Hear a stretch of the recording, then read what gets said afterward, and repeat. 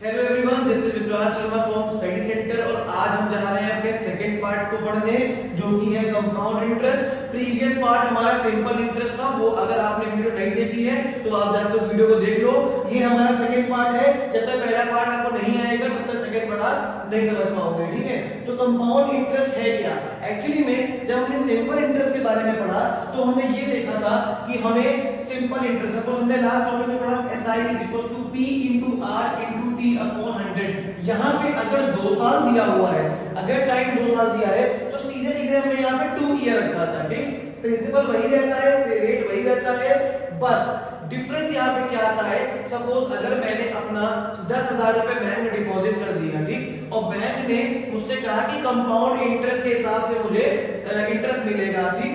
तो हुआ क्या, मैंने अगर 10% के हिसाब से पैसा जमा किया हुआ है तो एक साल में मुझे 10% तो मिलेगा ही मिलेगा, लेकिन नेक्स्ट ईयर जब अगले साल मैं उस पैसे को देखूंगा तो वो एक साल का इंटरेस्ट नहीं होगा, जो नया प्रिंसिपल होगा। सपोज अगर 10,000 रुपए मैंने लगाया और मुझे 1,000 रुपए एक साल का इंटरेस्ट मिल गया, तो ये 11,000 रुपए जो हुए नेक्स्ट ईयर मुझे 11,000 का 10% मिलेगा, ठीक है। मतलब जिस तरीके से जितने लॉन्ग समय के लिए, लंबे समय के लिए मैं पैसे को छोड़ दूंगा तो जो रेट ऑफ इंटरेस्ट है उसका जो प्रिंसिपल है वो बार बार चेंज होता रहेगा, ठीक है। अब मैं समझाता हूँ ये है क्या। जैसे इसको मैं एक एग्जांपल से लेके चलता हूँ, एग्जांपल बहुत ज्यादा इजी होता है समझने के लिए। तो जब मैं बात करूंगा, सपोज प्रिंसिपल दिया हुआ है मुझे 10,000 रुपीज, ठीक है। 10,000 रुपए मैंने बैंक में डिपॉजिट कर दिए और बैंक ने मुझसे कहा कि मैं आपको 10% पर एनम के हिसाब से दूंगा, और टाइम मैंने इन्वेस्ट किया इसको 3 इयर्स के लिए, 3 साल के लिए। तो कितना टोटल अमाउंट मुझे मिलेगा और कितना टोटल कंपाउंड इंटरेस्ट मुझे मिला 3 साल के बाद, ठीक है। तो इस क्वेश्चन को समझते हैं। इस क्वेश्चन को करने के 2 पार्ट होते हैं, एक होता है विदाउट फॉर्मूला, एक होता है विद फॉर्मूला। तो पहले मैं विदाउट फॉर्मूले के बारे में बात करूंगा। तो इसका फॉर्मूले के लिए सबसे पहले मुझे इंटरेस्ट पहले साल का निकालना पड़ेगा, कितना मुझे इंटरेस्ट मिल रहा है फर्स्ट ईयर में। तो I1 same formula P into R into T upon 100, लेकिन आपको ये ध्यान रखना है यहाँ पे जो ये टाइम है ये आप 1 ईयर ही रखोगे। तो interest first is equals to 10,000 into rate है आपका 10%, टाइम है 1 upon 100।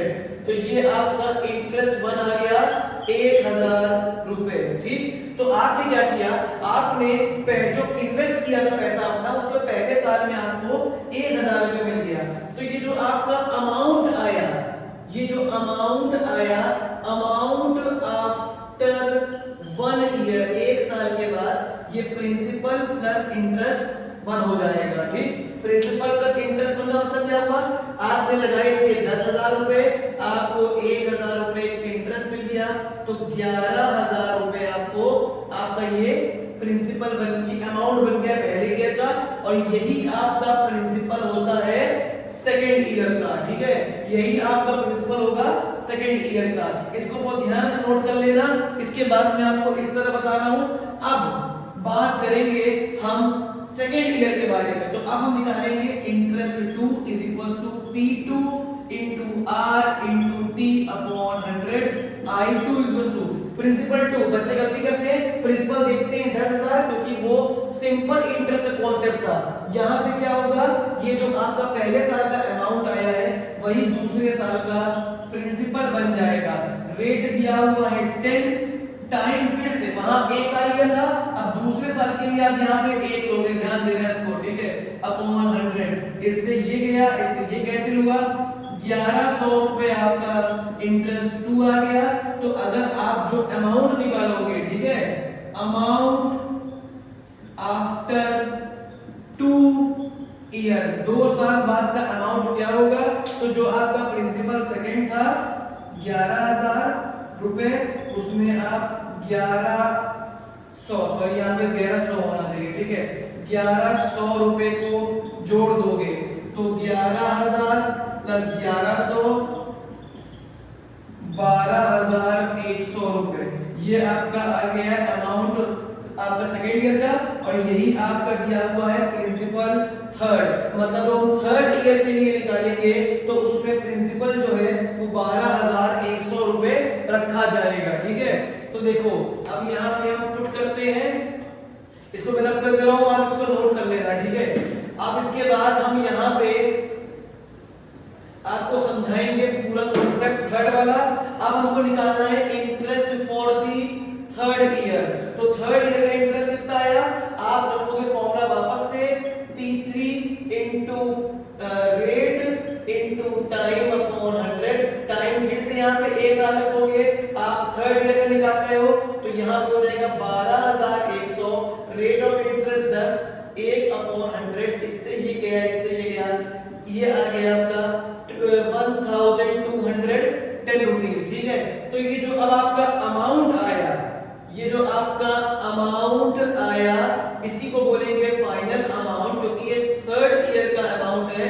तो ये हो जाएगा आपका 12,100 में आप 1,210 रुपए जोड़ दोगे, ये आ गया आपका 13,310 रुपए। यही आपका ये आपका 13,310 रुपए आपका अमाउंट दिया हुआ है। ठीक है, ये आपका फाइनल अमाउंट है, इसी को बोलते हैं फाइनल अमाउंट। तो आपने जब बैंक में पैसा लगाया, इन्वेस्ट किया, तो आपको 10,000 रुपए 10% कंपाउंड इंटरेस्ट पे 3 ईयर के लिए जब आपने किया तो आपको ये मिला।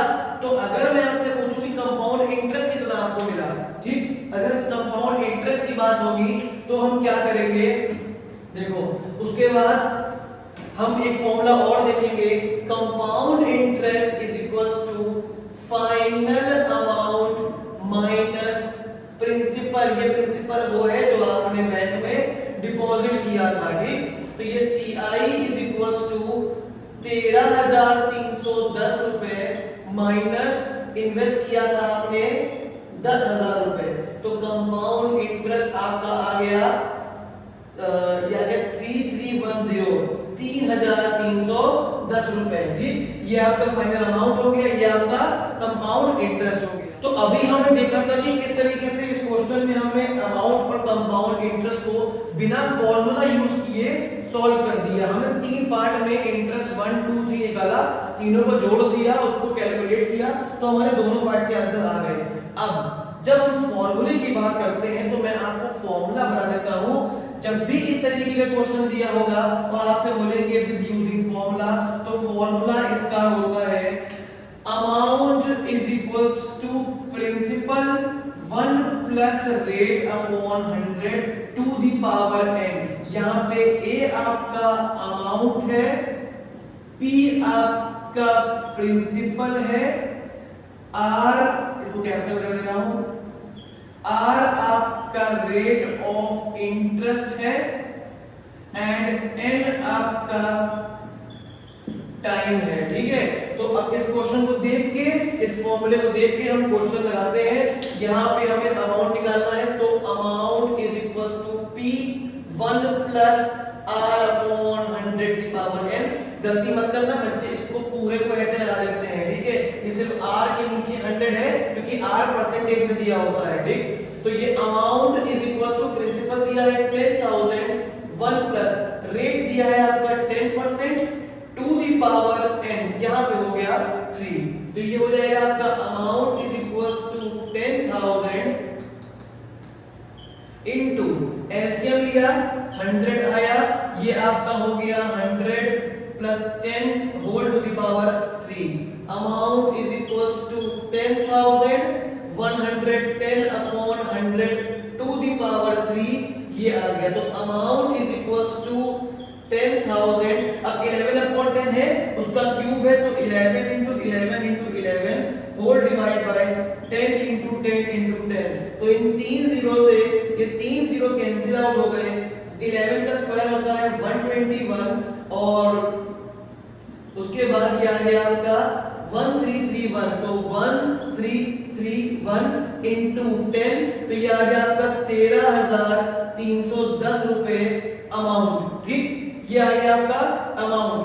अमाउंट लास्ट में भी यही सेम था, अब भी देखो फॉर्मूले से ये सेम आ गया। ठीक, इसके बाद अब हमको निकालना है कंपाउंड इंटरेस्ट। तो तो कंपाउंड इंटरेस्ट का फॉर्मूला होता है फाइनल अमाउंट माइनस प्रिंसिपल। ये ओरिजिनल प्रिंसिपल होता है जितना रुपए आपने बैंक में डिपॉजिट किया।